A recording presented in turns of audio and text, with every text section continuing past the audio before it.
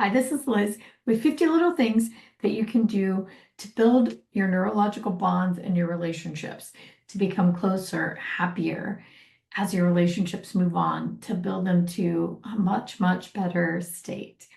So, in this episode, it is about using unusual terms of endearment. Now, this is really one of my favorites, but it's also the quirkiest, and it's also one that may need to take a little practice.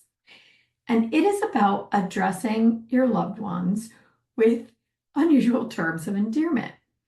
Why in the world would anyone do this? Well, it's because it's another way to make a person feel seen and heard. It's another way to make that person smile.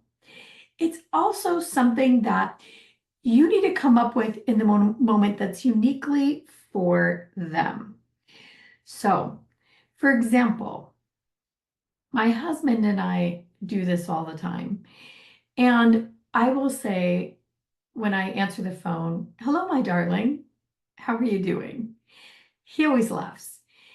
I will say, "Hello, my love, what's happening?" I will often say, "Oh, this is here's my lovely young man for my son. There's my beautiful boy for my son." I'll say, "Oh, there's my precious angel. Hello, my precious angel." Now, I know that these seem like fluffy and silly words, but they're words that always light them up. I absolutely love them. So my husband is a tall man. I'll say, "Hey, there's my big man. Hey, there's my big redhead," right? He obviously has red hair.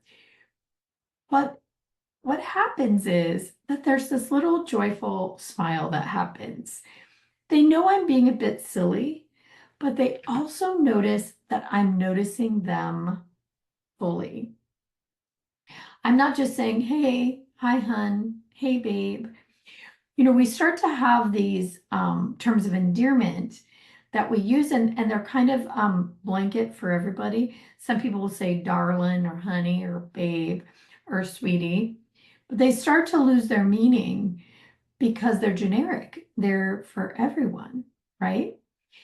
So if you're thinking up a new way to greet them that will make them smile, they know that in that moment, that is really just for them. You've stopped whatever you're doing enough to make one of these unusual terms of endearment. "Hey there, twinkle toes." "Hey, there's my brilliant young man." My dad used to do this with his grandkids. He would say, "Hey, there's my grandson." He would make it a point to let them know that they matter to him enough to have their own special name. My daughter, he would always call by her middle name. He passed a few years ago, and she actually tattooed that on her arm. The little thing that he used to call her was so dear and precious to her. So consider this and think about how many of the things that I've shared with you have to do with a greeting, with the moment that you walk through the door or answer the phone or send a text. That greeting really is specifically for that human that you're messaging. So even with friends, I'll do it. I have a special nickname for one of my closest friends that only I use. I will say things like, "Hey, there's my friend. Hey, how you doing? There's my pretty friend." Little things like that really always get at least a light in the eye and a smile.